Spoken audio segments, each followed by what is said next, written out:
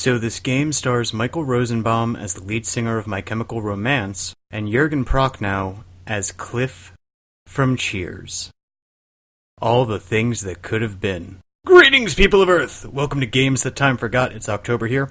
This time around we're looking at 2008's Dark Sector, put out by Digital Extremes, with the publisher D3. And when I first heard the synopsis for this game, I was really kind of excited. It had a lot going for it. You have an end of the Cold War setting, a techno-organic virus that gives you armor on your arm like Cable from Marvel Comics, and a voice cast that included pedigree from Justice League Unlimited and like half the cast of CatDog. So what could possibly go wrong? Well, in 1987, in the not-real country of Lazaria, the techno-organic virus, Technocene, we'll go with that one, has gotten loose, and the CIA rogue agent Mesner is planning on broadcasting it worldwide, which will spread it somehow. You play Hayden, a CIA cleanup man who can't feel pain. This doesn't really get mentioned, but it says so on the back of the box there. Is sent in to clean up the mess and stop Mesner. To do this, you'll have to connect with people in the underground Soviet society who are trying to stop the spread of the virus themselves. And also, he'll run into his ex-girlfriend, which is awkward. And it gets even more awkward. And face the monsters who have been morphed by the virus into vicious killing machines, or mindless zombies who can shoot you. Yeah, it gets kind of generic at that level. Honestly, this is one of those games where I ended up walking around most of the time wondering if I was playing a sequel to something I had never heard of, and that's really kind of a shame. There's a lot of potential here, but they don't really do anything with the body horror aspect.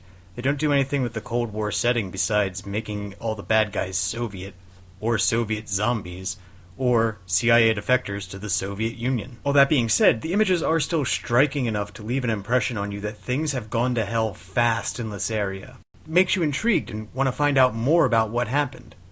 Aside for one scene where you get a couple voiceovers from your Soviet friend who looks like Cliff from Cheers, there's not much in the way of backstory, even for the characters, who constantly make allusions to things, but then just kind of don't explain what they actually are talking about. So at least there's the gameplay, right? Of course, that's going to be where they make up the difference.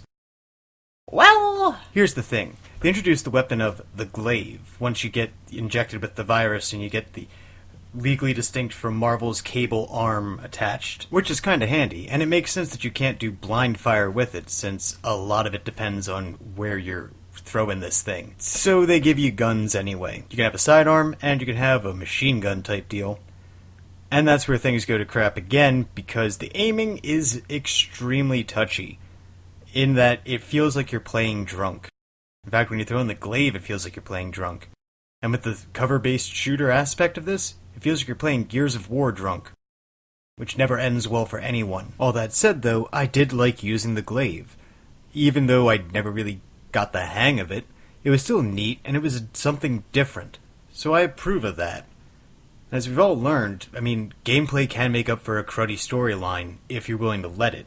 Give it a go. At least that's what I've been told. Personally, I always have to fall back on, why am I doing this? What's the motivation? Where is all this coming from? Why? Why is so terribly important, people of Earth? Why did one character get a spear, another character get weird predator powers, like vanishing into nowhere? Another one became massive, and I got stuck with the frisbee of doom. What's the mystery of Hayden's past? Why does he feel really bad? What are the terrible things the CIA has made him do? Why did his girlfriend leave him? Why did his girlfriend leave him for freaking Mesner? In fact, the person we learned the most about is Cliff. It's not actually his name. Don't even recall his name.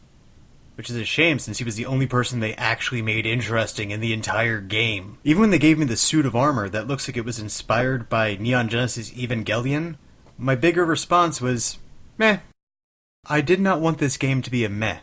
So, is this game worth your time?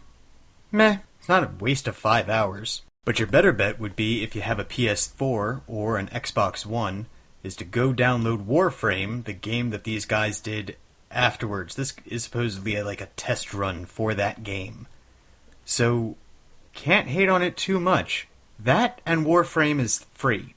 So, hey, go do it up. Well, until next time, this has been Games That Time Forgot. I have been October.